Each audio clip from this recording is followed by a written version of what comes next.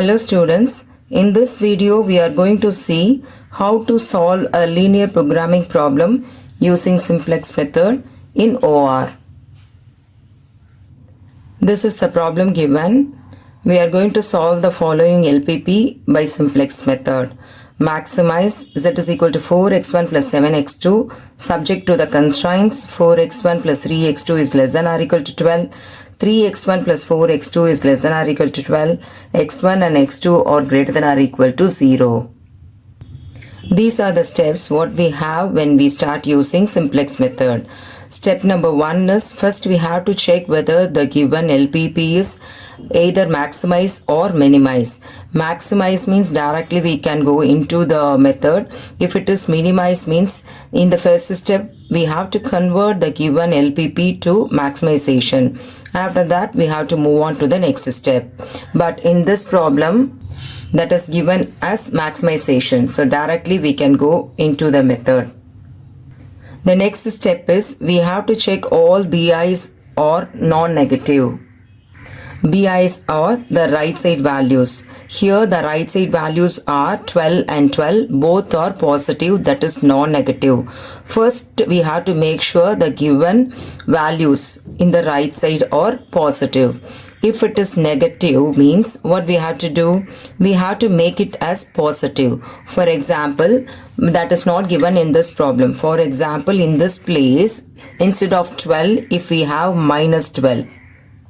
Okay, so what we have to do? We have to make it as positive. For that, both the sides we have to multiply by minus 1. For example, if the given constraint is of the form 4x1 plus 3x2 is less than or equal to minus 12. Multiplying minus 1 on both sides, we are getting minus 4x1 minus 3x2, and this side it is positive 12. But when we multiply both the sides by minus 1, we have to change the inequality. So the inequality will be as greater than or equal to. Okay, but this is not the case in this problem. Both the BI values are positive. The next step is we have to convert the constraints from inequations to equations introducing slack and surplus variables. Let me explain this part. What do you mean by a slack variable and surplus variable? Let me explain one by one. Slack variables. For example, if we have a constraint of the form 4x1 minus 2x2 less than or equal to 12. Since we are having less than or equal to, we have to balance this as an equation. That is, we have to make this as equal to. In the left side only we have less than or equal to, right side is more, right? For balancing this one in the left side, we have to add something to balance. For example, if we have 2 is less than 3. What we have to do, if we add plus 1, we can balance this and we can make the left side as 3, isn't it? So this side is lesser. To make it as equal to the right side, we are adding plus 1. Like that only, this side it is lesser and the right side is 12. So we have to make it as equal to, this side we have shortage, no? So for balancing that, we have to add something, but we don't know exactly. Since it is number, we know what is the difference. So we have added 1. But here we don't know. So just an variable 4x1 minus 2x2, we are adding some variable. Since we have 2 variables already, we have to add the next variable as a slack variable s1. But in some books they will follow the next variable x3. Okay, so x1, x2, the next variable let it be the slack variable x3. Or we can, so the next variable x3 is the slack variable what we have introduced. So plus x3 is equal to 12. Is it clear what we are doing? This is called slack variable. The next one is surplus variable. Surplus means, for example, if we have a constraint of the form 4x1 minus 2x2 greater than or equal to 12. This side it is greater and this side it is smaller. Surplus. Surplus means extra. So in the left side we have some extra. So for example, if you have another example, if I have 3 is greater than 2. This side we have more. How much more? We have 1.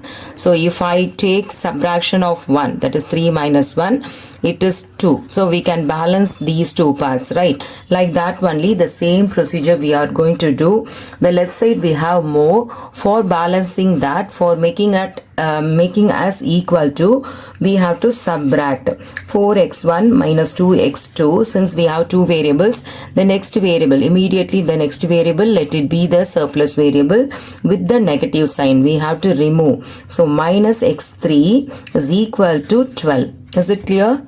If it is lesser means we need more. So we have to add that corresponding variable is termed as a slack variable. If it is greater, we have more. So we have to remove the extra term, that is minus x3. This variable x3 is called the surplus variable. Both the variables what we are introducing, no, that should be greater than or equal to 0. Either it is 0 or a positive quantity. Because in LPP, whatever variables we have, no, all should be greater than or equal to 0. Is it clear how we are introducing a slack variable and surplus variable? So these are the steps. First you have to check whether the given LPP is maximized or minimized. Maximize means no problem, directly we can move on. If it is minimized, we have to make it as maximized. Then we have to check the right side values in the constraints, all are positive. If it is positive, we can move on. If it is not positive, that is negative, we have to make it as positive. Then we have to convert the constraints as equations. The next step is we have to find the initial basic feasible solution. Let me explain all the steps using this problem. So this is the problem given. It is in maximize. Maximize z is equal to, we have two variables here, 4x1 plus 7x2 subject to the constraints 4x1 plus 3x2 less than or equal to 12, 3x1 plus 4x2 less than or equal to 12, and x1 and x2 greater than or equal to 0. First we have to check it is in maximization. So moving on to the next step, both the bi values are positive. Then we have to make these two constraints as equal to. Since both the constraints are less than or equal to, here we are going to introduce two slack variables. Already we have x1 and x2. So let the slack variables be the next two variables, x3 and x4. Let both the variables are greater than or equal to 0. Introducing x3 in the first constraint, that is 4x1 plus 3x2 plus x3 equal to 12, and this x4 in the second constraint, 3x1 plus 4x2 plus x4 equal to 12, and we have to introduce these two variables in the objective function also, but only two variables we have. So when we introduce the slack variables or surplus variables, we have to take the corresponding cost of the slack variable as well as the surplus variable as 0. So 0 into x3 plus 0 into x4. 0 into anything is 0. So the original problem given is 4x1 plus 7x2. Right. Without affecting the given original objective function, we have to introduce both the slack and surplus variables in the objective function with 0 cost. So whatever variables we are introducing here, the corresponding cost of the slack or surplus variable be 0 and 0. So 0 into x3 plus 0 into x4. At last we have to confirm already x1 and x2 are greater than or equal to 0. Now the slack variables what we took is x3 and x4. No, everything is greater than or equal to 0. Now the given LPP is, the objective function is maximize z is equal to 4x1 plus 7x2 plus 0 into x3 plus 0 into x4 subject to the constraints 4x1 plus 3x2 plus x3 is equal to 12, 3x1 plus 4x2 plus x4 equal to 12, and x1, x2, x3, x4 or everything is greater than or equal to 0. All these terms what we have converted, no, that is called standard form. standard form of an LPP. So first we have to convert the given LPP into the standard form. Is it clear how we are introducing, how we are transforming the given LPP to standard form? This is the LPP what we have converted into standard form. From this, first we have to find the initial basic feasible solution. This is the starting initial basic feasible solution. This is the starting solution where we have to start with, and final answer we have to find. So for finding the initial basic feasible solution, we have to convert, we have to rewrite this constraints in matrix form, taking the variables in order, first x1, then x2, x3 and x4. Here we have 4 variables, no? So x1, x2, x3, x4, writing the coefficients in order. In the first constraint we have 4 for x1 and 3 for x2 and 1 for x3, and we don't have x4 term. So let the coefficient be 0. In the second constraint, for x1 we have the coefficient 3, for x2 the coefficient is 4, for x3 we don't have, so let the coefficient be 0, and for x4 the coefficient is 1. I repeat, we have to take the coefficients of x1, x2, x3, x4 in order.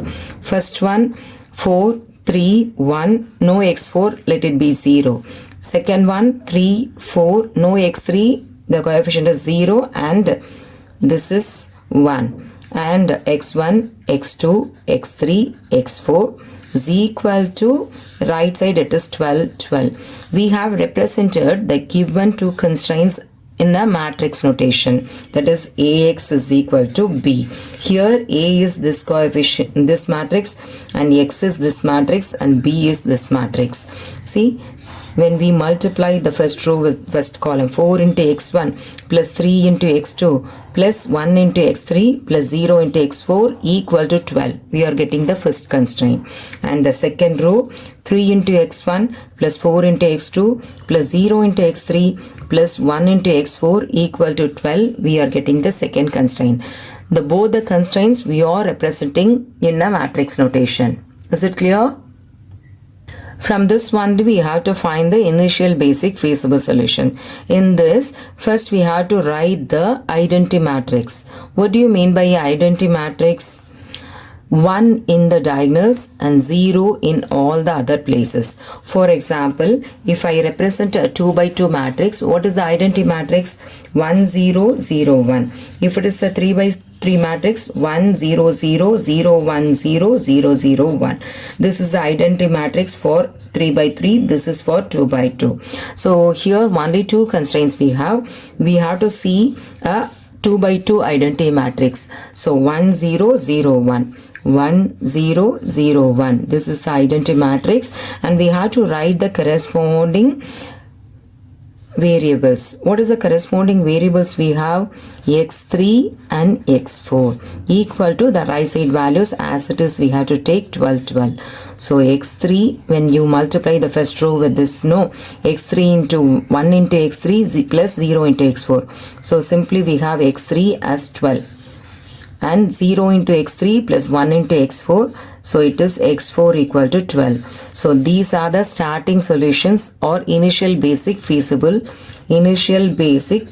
solution. With this solution only we are going to start with the starting table of the simplex method. I repeat, how to find this initial basic feasible solution. After converting the given constraints, converting LPP to the standard form, we have to represent the constraints in matrix notation. And after that, how we are getting the identity matrix? No, first you have to write the identity matrix. Identity matrix means diagonal places we have to get 1, all the other entries are 0. So first you have to take this column, and the corresponding variable what we have is x3, and this column and the corresponding variable what we have is x4. So on multiplication we are getting x3 as 12 and x4 as 12. And this is the general format of a simplex table. We can call this table as initial table or starting table or table number 1. Any name you can put. This is the first table where we are going to start with. In this column wise, this is CB, YB, XB, Y1, Y2, Y3, Y4. We have 4 variables here, no? X1 to X4. X1 to X4 we have no. So correspondingly we are representing not in terms of X. I represent that as Y1, Y2, Y3, Y4, and finally this is ratio, and Cj is the cast in the objective function, and Zj minus Cj. These are the general format, and I'll tell you what are the values where we have to put all the values. Coming from the first term, Cj or the cast of the variables in the objective function. What is the objective function? We have converted to standard form. We have no 4x1 plus 7x2 plus 0 into x3 plus 0 into x4. So we have to write the coefficients in the respective places. For x1, that is y1, we have to write the corresponding coefficient of x1. For x1 it is 4, 7, 0, 0. So 4, 7, 0 and 0. And see this YB, what we have to write? No, we got the initial basic feasible solution, that is x3 and x4. So let it be y3 and y4. And in this XB, we got initial basic feasible solution. No, x3 as 12 and x4 as 12. So y3 represent x3, so let it be 12. And y4 represent x4, it is 12. So in this place we have to fill the initial basic feasible solution. And YB is, we got these two as initial basic feasible solution. No, in the objective function, what is the coefficient of these two variables? That we have to write in these places. X3 means the corresponding coefficient of Y3 means it is X3. The corresponding coefficient in the objective function for X3 is 0. And the corresponding coefficient for X4 is 0. So these two are 0, 0. This is initial basic feasible solution. And in these two rows, just we have to write these two rows in the matrix. 4, 3, 1, 0. The coefficient of x1, x2, x3 and x4 is 0. So 4, 3, 1, 0. The first constraint coefficients. So 4, 3, 1, 0. In the second row, we have to write the coefficients of the second constraints in order. 3, 4, 0, 1. So 3, 4, 0, 1. Is it clear how we are filling the values in the table? Now come to the calculation of Zj. Zj is nothing but it is Cb into Yj. Zj is equal to Cb into Yj. Column wise we have to calculate. For example, if you take the first Y1 value, the corresponding Cb's are 0 and 0. The corresponding value we have to multiply. So 0 into 4, 0 and 0 into 3, 0. So 0 into 4, 0, 0 into 3, 0. Similarly, we have to do for XB also. 0 into 12, 0, 0 into 12, 0. And for Y1, it is 0 into 4, 0, 0 into 3, 0. And for Y2, 0 into 3, 0, and this is 0. Since these two values are 0, when you multiply, we will get 0 and 0 only. So Zj is equal to Cb into Yj. That is correspondingly we have to multiply and we have to sum. So 0 plus 0, 0, 0 plus 0, 0, like that we have to do. The next one is Zj minus Cj. Zj values are here and Cj's are at the top. So we have to subtract correspondingly. No need to do for Zb. From Y1 we have to do 0 minus 4. 0 minus 4. We are getting a negative value minus 4. 0 minus 7. We are getting a negative value minus 7. 0 minus 0, 0. 0 minus 0, 0. If all Zj minus Cj or greater than or equal to 0, if all Zj minus Cj greater than or equal to 0, we can stop the simplex procedure and we can write the final answer. If at least one Zj minus Cj is less than 0, if at least one value is less than 0, we have to move on to the next table. The next table, before you move on, no, how many variables are there in the initial basic feasible solution? 2 variables. So from this table, what we got is these 2 are not the final variables. From this, we are not able to get the final optimum solution. So we are moving into the better solution. So from this, some variable we have to remove. One variable we are going to remove. So totally 2 variables are there. If you remove one variable, we have only one variable. So newly we are going to introduce another variable in the initial basic feasible solution. Is it clear? So 2 variables, one variable we are going to remove, one variable we are going to introduce. So first we have to confirm which variable we are going to remove. For that, first what I said, if all Zj minus Cj are greater than or equal to 0, the solution is over. If at least 1 is less than 0, if more than 1 is less than 0 means we have to confirm which one entering in the basis. If at least 1 means here 2 variables are negative, right? Only one variable means we can select, we can go with that respective variable. But if we have 2 variables mean select the most negative. Most negative. Negative means which is smaller in the negative value. Now you tell me which is smaller, minus 4 or minus 7. Minus 7 is smaller. Is it clear how we are saying minus 7 smaller? In the real line, 0 is there. This is minus 4. This is minus 7. Moving into the left side will give the smallest value. So this is the most negative value. Most negative means the smallest value. So minus 7 is the most negative value. And the corresponding variable what we have is y2. So here y2 will enter the basis. Enter the basis means already we have 2 variables. In this we are going to insert y2. That means now the number of variables count will become 3. We have to remove one variable from the basis. How to find the leaving basis. This one enters the basis, and for finding the leaving basis we have to find one ratio. Ratio formula is xbi by yir, where yir is positive. We have to make sure all the yi values are positive. If any value is negative, we are not supposed to find this ratio. Here these are the yir values. 3, 4, we have no 2 variables, not this. Up to this only we have to. Only 2 constraints we have, no. So only these 2. Okay. So 3 and 4 are positive. For these 2 we have to find the ratio. For this ratio, what is the formula? xbi by yir. Xbi corresponds to this is 12. So 12 by 3 is positive. So we can find the ratio 12 by 3, which is 4. And for this xbi is 12. 12 by 4, the ratio is 3. So is it clear how we are finding the ratio? The formula is xbi by yir. Xbi value means xb this value. So 12 by 3, 12 by 4. When these 2 are positive, directly we can substitute the formula. After finding the ratio, we have to go with the minimum ratio, which will give the minimum.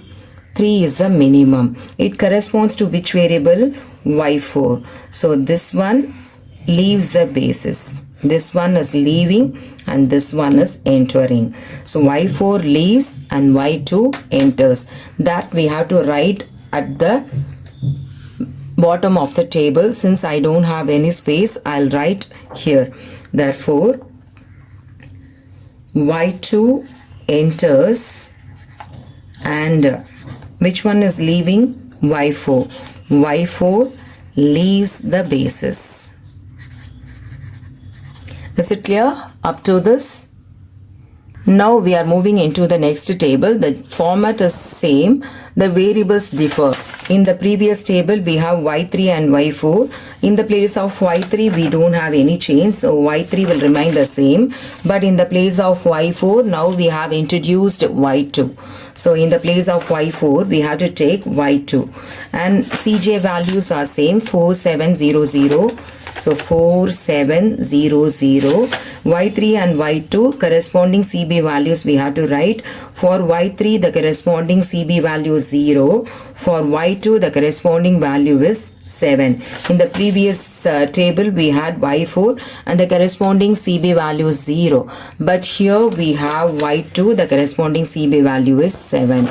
Now we are going to find a new table with all these entries. Okay, so up to this we are going to change everything. We are going to convert the table. Okay, in this this is the this column we called as the key column. It has a name. This column we can term as key column, and this row we can say as key row.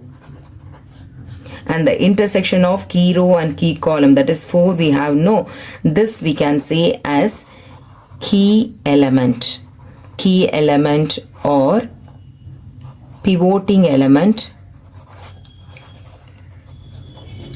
or leading element. So it has 3 different names: key element or pivoting element or leading element. Here I am going to use the term key element. So this column is called key column and this column is called key row, and the intersection of key row and key column is called key element. In the next table our aim is make this key element to 1 and all the other elements in the key column, that is 3. Only 2 elements we have, making this as 1 and making 3 as 0. That is our aim in the next table. I repeat, in the next table we have to convert the key element to unity, that is 1, and the corresponding elements in the key column. Don't take this, only the constraints rows we have to take. In this column we have only other element is 3, making this 3 as 0. So making 4 as 1, making 3 as 0 is our aim in the next table. Making this 4 as 1, just we have to divide the entire row by the key element. 4 by 4 will give 1, So entire row we are going to divide by 4.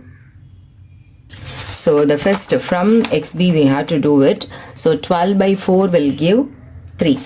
So this is 3. 3 by 4 as it is we have to take. So 3 by 4. 4 by 4 will give 1. Actually we have to convert this 4 to 1. We got this 1. 0 by 4, anything by 0 by 4, 0 by anything, 0. 1 by 4 will remain the same, 1 by 4. So is it clear what we are doing? For converting the key element to unity means 1, we have to divide the entire row by the key element. So 12 by 4, 3 by 4, 4 by 4, 0 by 4, 1 by 4. This is our new row. And we have to convert this 3 to 0. For that we have a formula.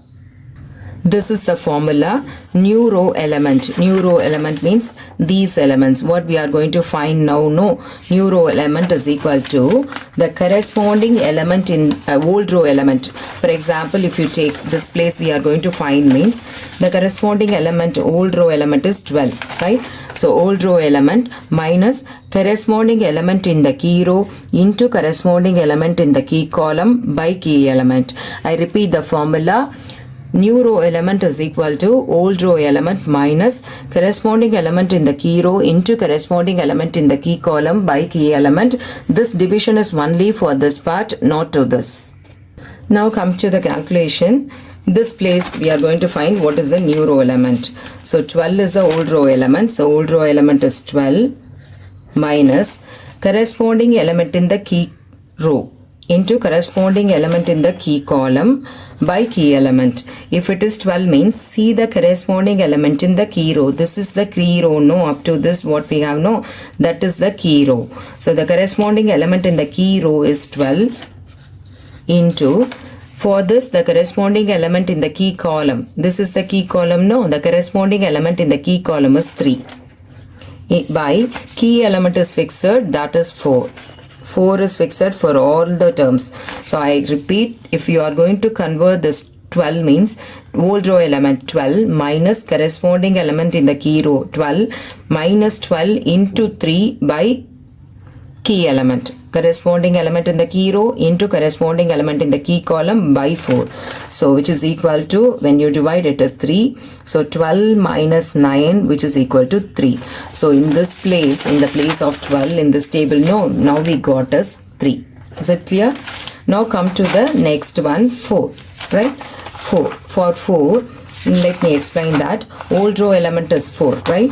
So 4 minus corresponding element in the key row, that is 3, into corresponding element in the key column, that is also 3, by key element is 4. So which is equal to 4 minus 9 by 4. Taking the LCM 4, 4 into 4 16, 16 minus 9. 16 minus 9 is 7 by 4. So in this place we got as 7 by 4. The next value 3, right? For 3, I'll do the calculation here itself. For 3 is the old row element, 3 minus the corresponding element in the key row. This is our key row. The corresponding element what we have is 4 into, already 3 is there in the corresponding key row, right? Sorry, key column. Key is the corresponding key column element. So the same 3 will come by the key element is 4. For this 3, the corresponding element in the key row is 4 and 3 itself is the corresponding element in the key column. So 3 by 4. 4 will get cancelled. So 3 minus 3 is equal to 0. So in this place we are getting 0. Actually our aim is to get 0 in this place, right? What I said previously, making this as 4 and making this as 0. Are we getting the 0? Right. Come to moving on to the next one. The what we have old row element 1. So 1 minus what is the corresponding element in the key row? 0. 0 into, for 1 the corresponding element, this is the key column. What is the corresponding element? We have 3 by the key element is 4. 0 into anything 0, so just we have 1. So in this place we got 1. And moving on to the next one, 0. So old row element is 0 minus the corresponding element in the key column is 1 into the corresponding element in the key, corresponding element in the key row is 1, corresponding element in the key column is 3 by key element is 4. So 0, 1 into 3 by 4 is minus 3 by 4. Since it is 0, it is minus 3 by 4. Next we have to calculate ZJ values. What is ZJ? Already I said ZJ is equal to CB into the corresponding Y values, right? So from XB we have to calculate. So 0 into 3 0 and 7 into 3 it is 21. And for this 0 into 7 by 4 0 and 7 into 3 by 4 it is 21 by 4. 0 into 0, 7 into 1, 7. See, I'll explain this for one term. 0 into 7 by 4 plus 7 into 1. This is 0 plus 7 which is equal to 7. 0 into 7 by 4 and 7 into 3 by 4. It is 3 by 4. So 7 into 3 by 4. 7 3s are 21. So it is 21 by 4, this value. Then 0 into 0, 0 into 1 plus 7 into 7, 0. Then 0 into minus 3 by 4, 0 plus 7 into 1 by 4, it is 7 by 4. Now ZJ minus CJ. Only for Y values we have to calculate. So 21 by 4 minus 4. I'll do that here. 21 by 4 minus 4. So 21 by 4 minus 4. Taking LCM 4, it is 21 minus 16. So it is 5 by 4. So this is 5 by 4. And this is 7 minus 7, 0. 0 minus 0, 0. 7 by 4 minus 0, it is 7 by 4. We got all Zj minus Cj positive. So all Zj minus Cj is greater than or equal to 0 means that is the final solution what we got. In this table, we got the variables y3 and y2. No, we have to write that as x3 and x2, and this is the value of x3 and x2. So this is our objective function, maximize 4x1 plus 7x2 plus 0 into x3 plus 0 into x4. And here we are having these these answers, no, 3 and 3. So that corresponds to y3, that is x3, x3 as 3 and x2 as 3, right? In our objective function, these two only will give the final answer. These two we have introduced two slack variables, so don't include that in your final answer. So since it is having two variables but we got only one answer, x3, let the next variable be 0. x1 we don't have in the table, no, let the corresponding variable as 0, and only for x2 we have the answer x2 as 3. Therefore substitution of these two in our objective function, 4 into 0 plus 7 into 3, which is equal to 21. So maximize z is equal to 21, object and the corresponding variables are x1 as 0 and x2 as 3. This 21 only we have in the table in this place. We got zj, that is corresponding value what we got as 21. No, this is the answer 21 we got now, and the corresponding variables, since it involves two variables but in the table we have only x2, that is y2 given, no, that is x2. We have to take x2 and the next variable as 0. So this is the answer. This is the maximization value for z what we got using simplex method. Is it clear? Thank you.